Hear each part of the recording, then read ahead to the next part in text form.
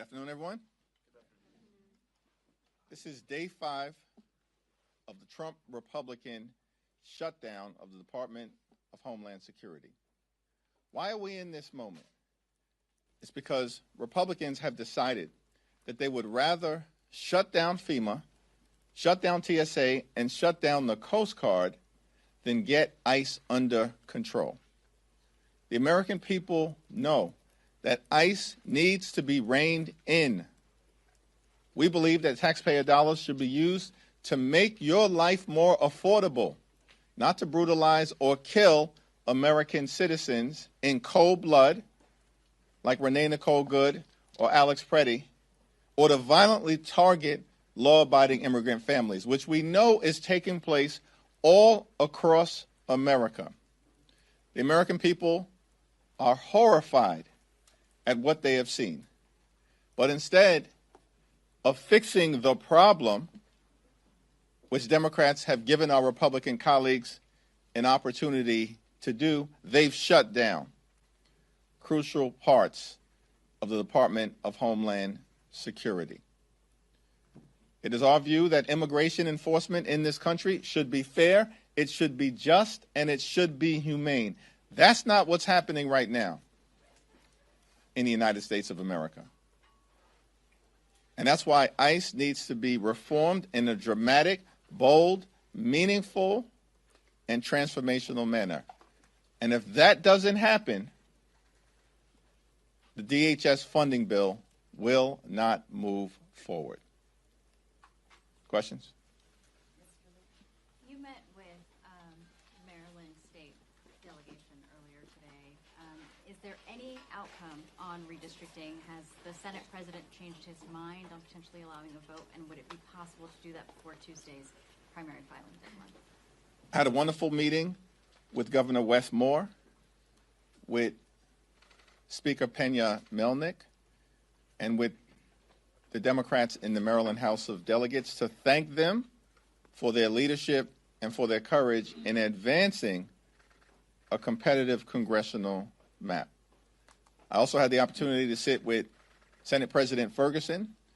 He articulated his perspective. I articulated our perspective.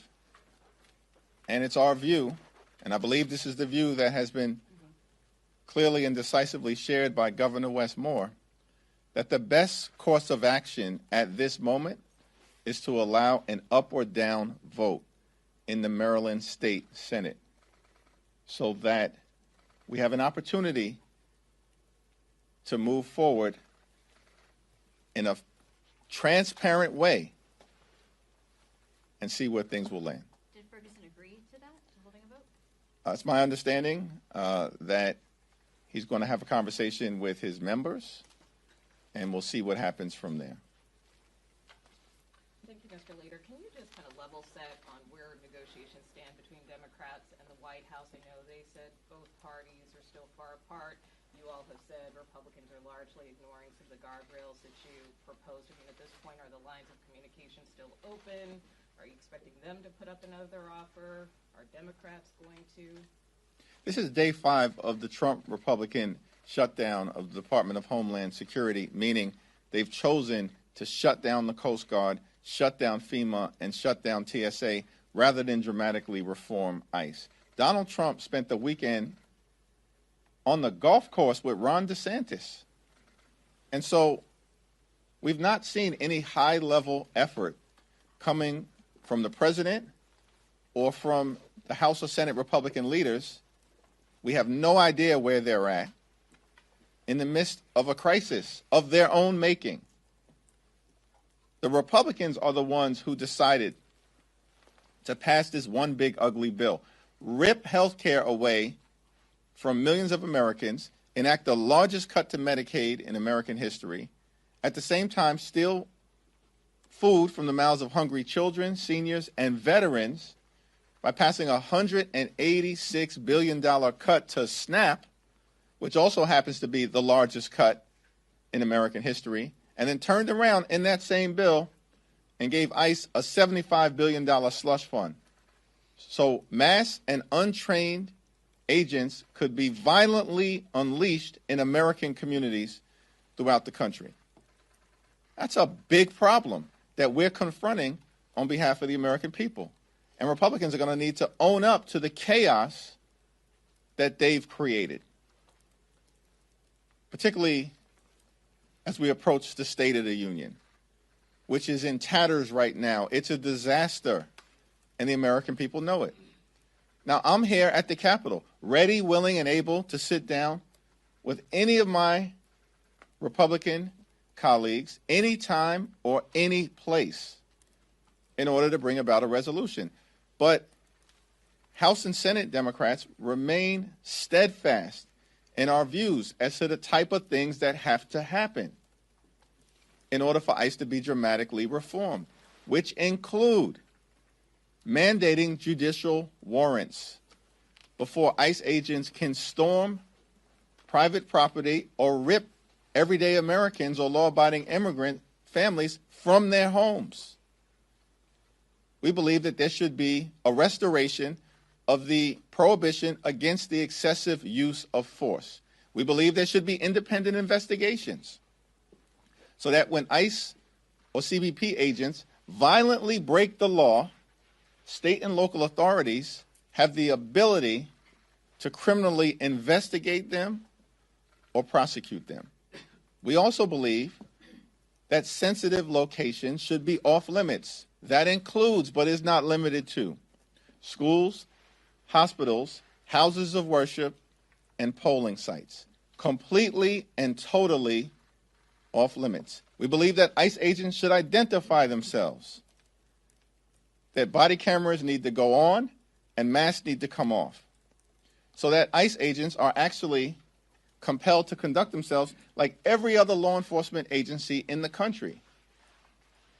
These are all demands that have strong support with the American people. And they remain lines in the sand for us because we're standing up for everyday Americans, for American citizens, and for law-abiding immigrant families who are being violently targeted by an ICE agency that is completely and totally out of control. Got you. Thank you, Mr. Leader. Can you just tell us the latest state of play on the proposal that Democrats sent over? Have you heard back from the White House? And also, you did mention the State of the Union. Can you just let us know? We've heard there's a lot of calls for Democrats to boycott the annual speech. What again is your advice to the House Democratic Caucus on the approach for Tuesday night? Well, as we approach the State of the Union address, my view remains the same, which is that the two options that are in front of us in our House is to either attend with silent defiance or to not attend and send a message to Donald Trump in that fashion, which will include participation in a variety of different alternate programming that is going to take place in and around the Capitol complex. And then the state of play on the proposal that Well, in terms of the state of play on the current proposal, we've responded.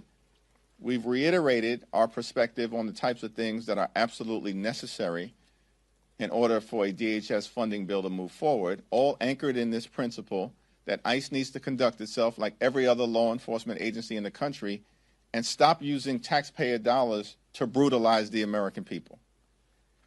And the ball is back in the court of the White House because they have our most recent response, and we await reaction from them. You outlined two different possibilities for Democratic members for the State of the Union. Do you plan to attend, and which of those options will you take? My current plan is to attend. We're not going to Donald Trump's house.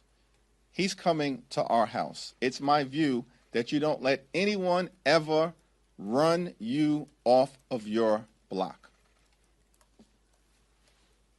Can you share why Democrats haven't given as many details with your counterproposal and why negotiations have been a bit under wraps the last week or so? Well, listen, I think that I just articulated 5, 6, or 7 items that are part of what Democrats believe are necessary in order to dramatically reform ICE and get this rogue agency under control.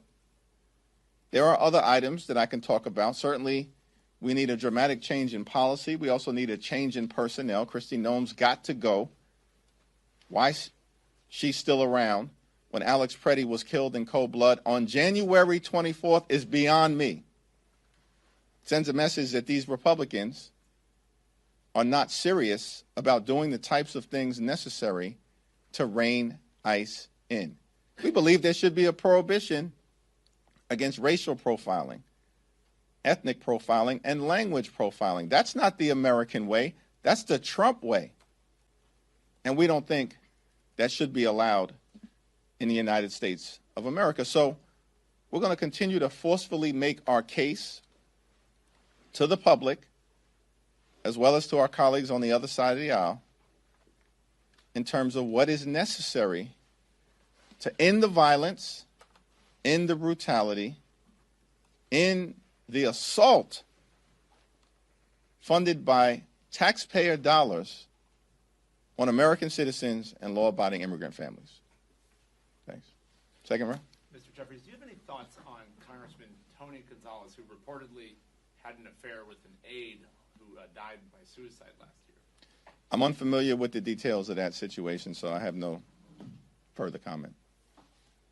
Quickly on affordability, there's a deadline tomorrow for the Treasury Department to define what institutional investors are in the order banning them from buying up single-family homes. Do you have any thoughts on what you think that should look like, or any other ideas how to make housing more affordable, more available in America? Yeah, housing costs in the United States of America are completely and totally out of control, and Republicans have made the situation worse, in part by their inaction. These extremists spent all of 2024 promising to lower the high cost of living. In fact, Donald Trump said it would happen on day one. And the real state of the economy right now is that housing costs haven't gone down, they've gone up. And Donald Trump has done nothing about it. We have to legislate in this space. Yet, the Republican priority has been anchored around ripping health care away from the American people, as opposed to actually trying to make life more affordable in housing, in health care, in child care, in terms of utility bills, and of course as it relates to groceries and goods, where because of Donald Trump's reckless tariffs, the Trump tariffs, the price of groceries and goods in the United States of America is going up, and the Trump tariffs are causing everyday Americans to pay thousands of dollars more in additional expenses per year. We all understand that in order to get housing costs under control here in this country, we need to build more housing that is affordable to working class Americans, middle class Americans, and everyday Americans. Because right now, the demand for housing that is affordable to everyday Americans is here, and it greatly exceeds the supply. And so we have to bring that into balance. And we said from day one of this presidency that we will work with any one of our colleagues on the other side of the aisle if they're actually committed to driving down housing costs or costs for everyday Americans. But they decided to take a my way or the highway approach to jam this one big ugly bill down the throats of the American people. And that's why the American people now, across the board, understand Republican policies have failed. They failed on the economy. They failed on lowering costs. They failed on housing costs. They failed on health care. They're failing on immigration enforcement. They are a complete and total failure. It's one of the reasons why they're losing elections all across the United States of America and why they're trying to gerrymander the national congressional map, which we have forcefully pushed back against and will not allow to happen. Congresswoman Valerie Foushee is facing a primary challenge from Nita Alam. She's backed by Bernie Sanders. Can you comment on that primary, which is coming up in just a couple weeks in North Carolina? I strongly support the Congresswoman, as is the case with the Congressional Black Caucus and many of her colleagues that have served with Val for the last several years. He's a tremendous member of Congress, very thoughtful, very studious, very serious, and very forceful in advocating on behalf of her constituents and pushing back against Donald Trump's extremism. For us in the House, primaries are a way of life. That's just the reality. You know, the framers decided that the House would be the institution that is closest to the American people, to reflect the hopes, the dreams, the aspirations, the fears, the concerns, the anxieties, the life experiences, and in the words of the framers, the passions of the people. And one of the ways in which they effectuated that dynamic is to give the House a 2-year term. And so every 2 years, we have to go back to the people to make an argument to persuade them to renew our 2-year employment contract. That's just a way of life. It must be nice to have a 6-year term. But we don't have that luxury. And so that's going to mean, in many districts across the country, that there will be active primaries. And we embrace that as a reality of what the House is supposed to represent.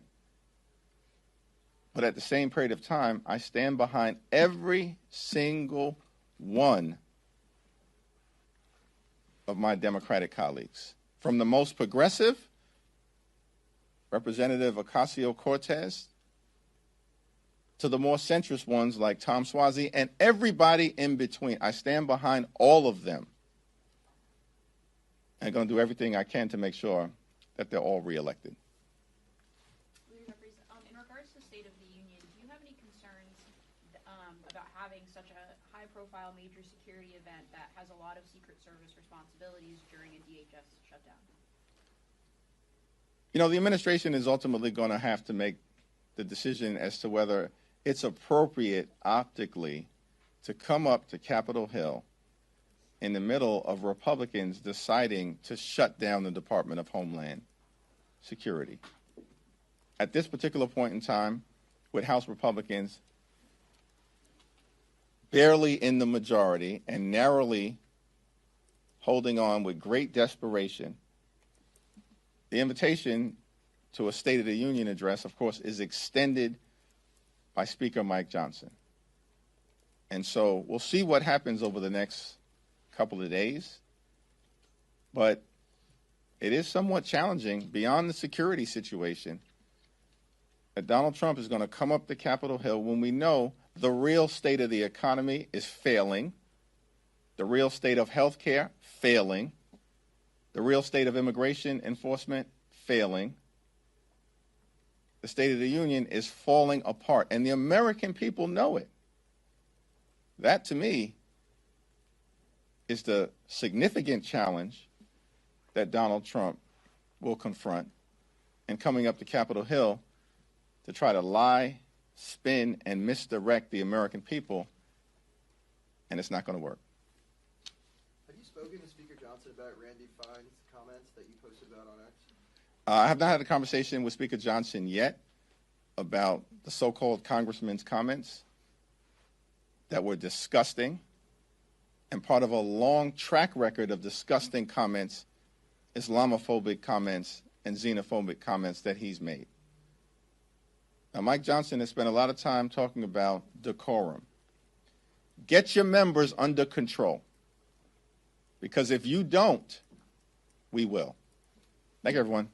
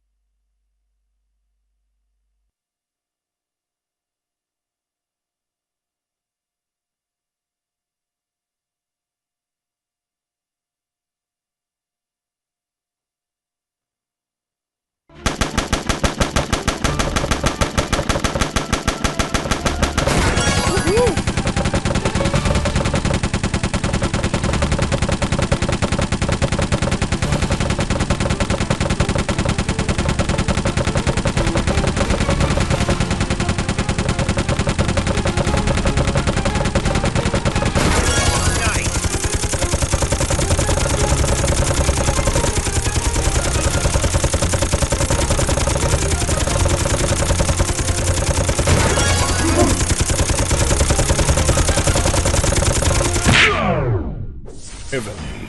Download now.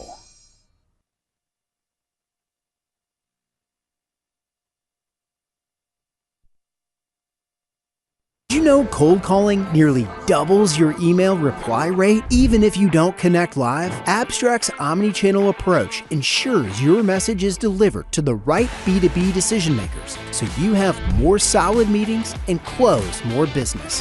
Visit abstractmg.com. You are taking a live look at the White House at this hour, and I actually want to pop this up on your screen as a new report this morning from Axios claims the U.S. could be moving toward military action in Iran, despite officials from both the U.S. and Iran saying it appears Tuesday's nuclear